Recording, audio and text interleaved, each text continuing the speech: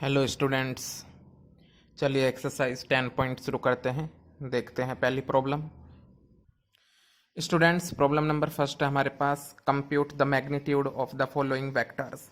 हमारे पास 3 वेक्टर्स हैं, यहाँ पर 3 पार्ट हैं, यानी first part, second part, third part, और हमको इन वेक्टर्स का मैग्नीट्यूड फाइंड करना है। चलिए देखते हैं।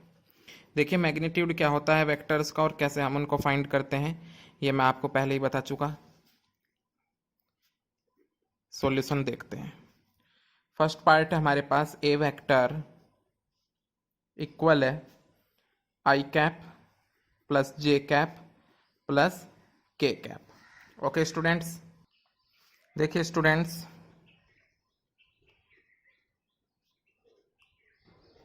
Magnitude is given by, magnitude मैंने आपको निकालना सिखाया था, ये सिंबल होता है मैग्नीट्यूड का। और मैग्नीट्यूड मिलता है हमें कुछ ऐसे कि यहाँ पर आई का कोफिशिएंट 1 देख पा रहे होंगे आप, जे का भी कोफिशिएंट 1 है और के का भी। तो यहाँ पर जो मैग्नीट्यूड होता है वो ये होता है, आई का कोफिशिएंट 1 और उसका स्क्वायर प्लस जे का कोफिशिएंट 1 उसका स्क्वायर प्लस के का कोफिशिएंट 1 उसका स्क्वायर। ये मैं आपको समझा चुका हूँ पहले ही। ओके, चलिए अब देखते हैं, सोल्व कर लेते हैं इसको। 1 का स्क्वायर 1, 1 का स्क्वायर 1, 1 का स्क्वायर 1। देयरफॉर जो मैग्नीट्यूड हुआ वेक्टर ए का वो होता है √3। ओके, चलिए सेकंड पार्ट देखते हैं।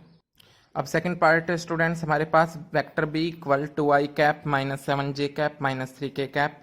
तो इसका मैग्नीट्यूड होगा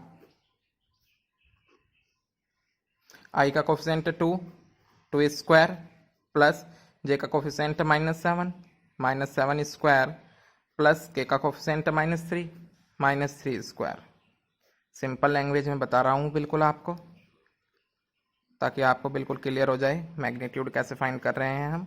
2 का स्क्वायर 4, -7 का स्क्वायर 49, -3 का स्क्वायर 9, क्योंकि नेगेटिव का भी स्क्वायर पॉजिटिव होता है।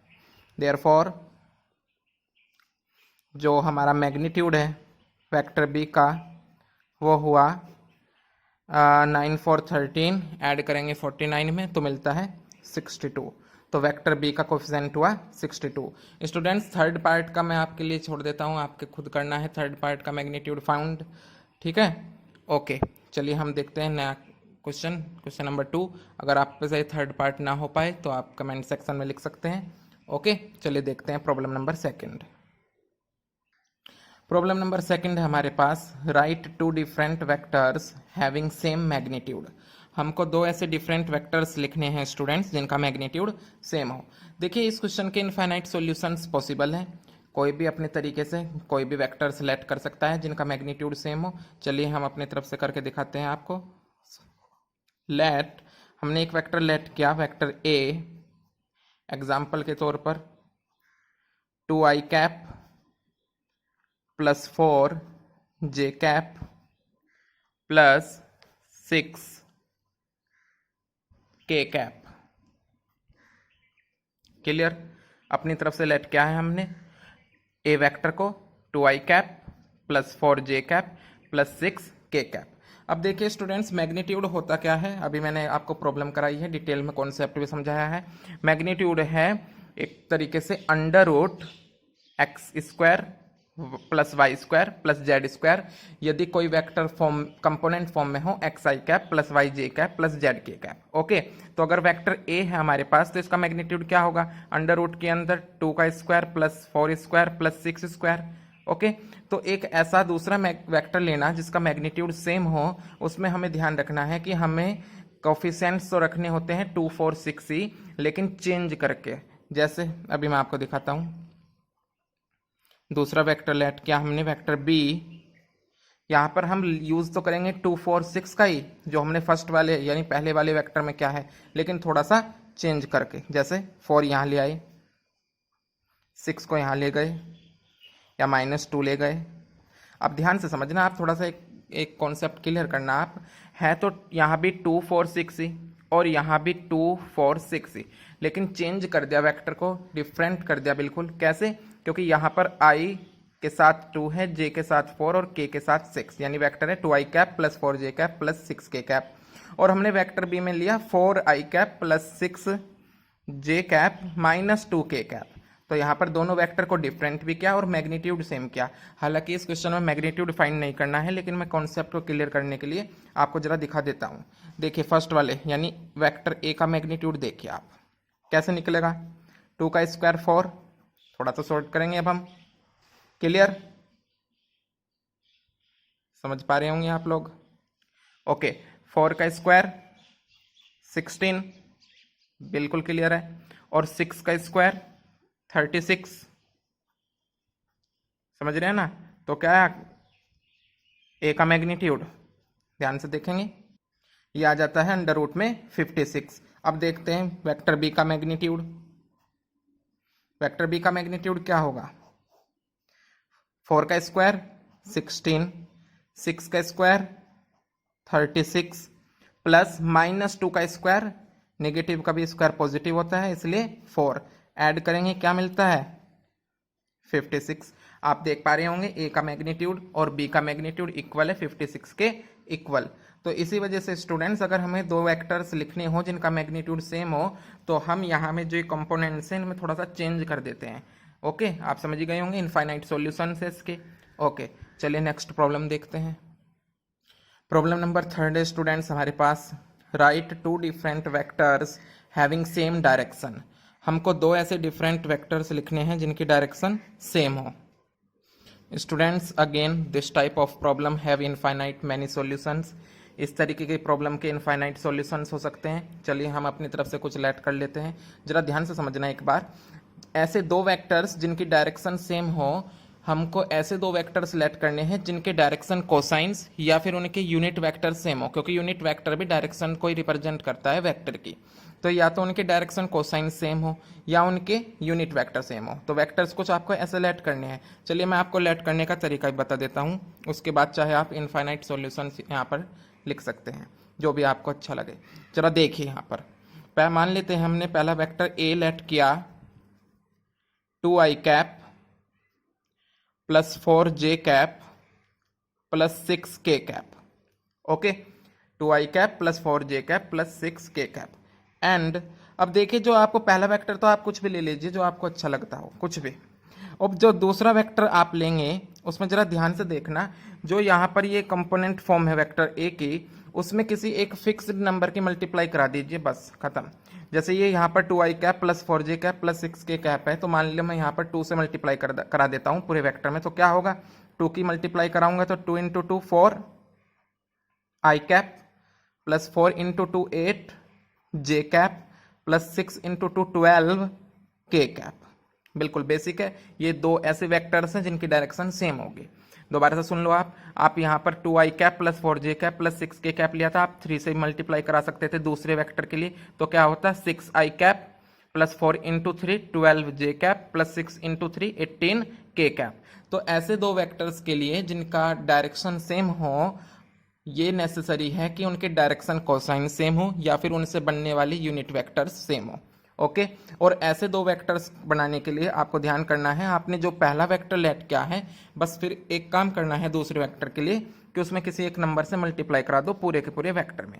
जैसे यहाँ इस वेक्टर में मैंने 2 से मल्टीप्लाई करा दी, तो 2 इंटू 2 4, 4 इंटू 2 8 एंड 6 इंटू 2 12। तो ये दो ऐसे वेक्टर्स हैं जिनकी डायरेक्शन सेम है। आप चाहें तो यहाँ पर इनका डायरेक्शन कोसाइन या फिर यूनिट वेक्टर निकाल कर चेक कर लीजिए, वो बिल्कुल सेम होगा दोनों वेक्टर्स के लिए। ओके, चलिए नेक्स्ट प्रॉब्लम देखते हैं। हालांकि यहाँ पर निकाल के हमें दिखाना नहीं, केवल वेक्टर्स लिखने थे। ओके, प्रॉब्लम नंबर 4 देखते हैं स्टूडेंट्स। प्रॉब्लम नंबर 4 हमारे पास, find the values of x and y so that the vectors 2i cap plus 3j cap and xi cap plus yj cap are equal. हमको given है, हमने let किया इनको vector a 2i cap plus 3j cap let कर लिया हमने, और vector b को हमने लेट किया स्टूडेंट्स, गिवन है यहाँ पर xi प्लस yj। तो हमको ये कहा गया है कि ये दोनों वेक्टर्स एक दूसरे के इक्वल हैं, तो फाइंड कीजिए एक्स और वाई की वैल्यूज। अब स्टूडेंट्स मैंने आपको बताया था कॉन्सेप्ट समझाते समय कि अगर दो वेक्टर्स एक दूसरे के इक्वल हैं, यानी वेक्टर ए इक्वल है वेक्टर बी के, यानी 2i cap plus 3j cap equal हुआ xi cap plus y j cap, तो मैंने आपको बड़े क्लियर अच्छे से समझाया था वहाँ पर कि ऐसी कंडीशन में जो i के कोफिशिएंट्स होंगे वे आपस में इक्वल होंगे, j कैप के आपस में और k कैप के आपस में। तो i का कोफिशिएंट क्या है यहाँ पर x और यहाँ पर 2, तो देयरफॉर x इक्वल 2, एंड यहाँ पर j का कोफिशिएंट क्या है स्टूडेंट्स y और यहाँ पर j का 3, इसका मतलब y इक्वल 3। तो यहाँ से आपको पता चल गया कि x इक्वल 2 है और y इक्वल 3 है अगर ये दो वेक्टर्स एक दूसरे के इक्वल हैं। समझ गए होंगे आप, बिल्कुल सिंपल लैंग्वेज में मैंने आपको समझा दिया है कि अगर दो वेक्टर्स इक्वल हैं तो कैसे हम अननोन्स की वैल्यू फाउंड कर सकते हैं। ओके, चलिए देखते हैं next problem. Students problem number 5 है हमारे पास। Find the scalar and vector components of the vectors with initial point 2 1 and terminal point -5 7। अब देखिए स्टूडेंट्स, यहाँ पर स्केलर और वेक्टर कंपोनेंट्स बताने हैं। क्या स्केलर कंपोनेंट होते हैं, क्या वेक्टर होते हैं, बड़े क्लियर बड़े सिंपल लैंग्वेज में मैंने आपको समझाया हुआ है। चलिए सोल्व कैसे करते हैं वो देख लेते हैं। देखिए यहाँ पर एक वेक्टर फाइंड करना है हमें जिसका इनिशियल पॉइंट है 2 1 और टर्मिनल पॉइंट है -5 7। तो सबसे पहले तो ये वेक्टर ही निकाल लेते हैं हम। लेट कोई भी वेक्टर आप इसे मान लीजिए, कोई फर्क नहीं पड़ता, इस पॉइंट को a इसको b, तो a b वेक्टर मान लीजिए या डायरेक्ट a वेक्टर मान लीजिए, कोई डाउट नहीं है। मान लेते हैं इनिशियल पॉइंट a था और टर्मिनल पॉइंट b था, तो वेक्टर a b होगा, क्योंकि हमारा मेन जो प्रॉब्लम में काम करना है वो है स्केलर या वेक्टर स्केलर और वेक्टर कंपोनेंट्स को फाइंड करना। ओके, चलिए देखते हैं। तो इनिशियल पॉइंट हमारे पास 2 1 और टर्मिनल पॉइंट है हमारे पास -5 7। मैंने आपको बताया हुआ है दो वेक्टर्स, दो पॉइंट से ज्वाइन होने वाला वेक्टर कैसे फाइंड होता है। टर्मिनल पॉइंट का क्या है पॉइंट -5, इनिशियल 2, तो टर्मिनल वाला माइनस इनिशियल वाला i कैप बताया था मैंने आपको, प्लस टर्मिनल क्या है 7, इनिशियल क्या है 1, तो फिर से हमने क्या किया टर्मिनल वाला पॉइंट माइनस इनिशियल वाला पॉइंट। ओके, तो यहां से हमको फाइंड हुआ vector a b -7 i cap, direct लिख सकते थे आप ही, मैं समझाने के लिए लिख दिया यहाँ पर ये ऐसे, प्लस 6 j कैप। समझ गए होंगे आप लोग, टर्मिनल पॉइंट के कोऑर्डिनेट से हमने सब्ट्रैक्ट कर दिया इनिशियल पॉइंट के कोऑर्डिनेट्स को, तो यहाँ से तो हमको मिल गया वेक्टर। अब यहाँ पर स्केलर कंपोनेंट्स क्या होंगे स्टूडेंट्स, जो हमारा मेन पॉइंट है। स्केलर कंपोनेंट्स होंगे स्टूडेंट्स -7 और 6, -7 एंड 6, ये कहलाएंगे स्केलर कंपोनेंट्स -7 एंड 6। और वेक्टर कंपोनेंट्स क्या होंगे, वेक्टर कंपोनेंट्स आर, ध्यान से समझेंगे, वहां मैंने आपको समझाया था अच्छे से, -7 i cap and 6 j cap. देखिए जब बात हो स्केलर कंपोनेंट्स की तो डायरेक्ट स्केलर वैल्यूज रख देते हैं, और जब बात हो वेक्टर कंपोनेंट्स की तो उनकी वेक्टर फॉर्म के साथ, यानी i कैप और j कैप, 3 कोऑर्डिनेट्स होते, 3 पॉइंट होते तो k कैप भी लेते। Okay students, this is the solution of this problem. If you have any doubt related to these problems then you can write in comment sections. Okay, ऐसे ही detailed solutions के लिए subscribe कीजिए ensure success ES, press कीजिए bell icon को। Okay, मिलते हैं next video में नए सॉल्यूशंस के साथ। Thank you.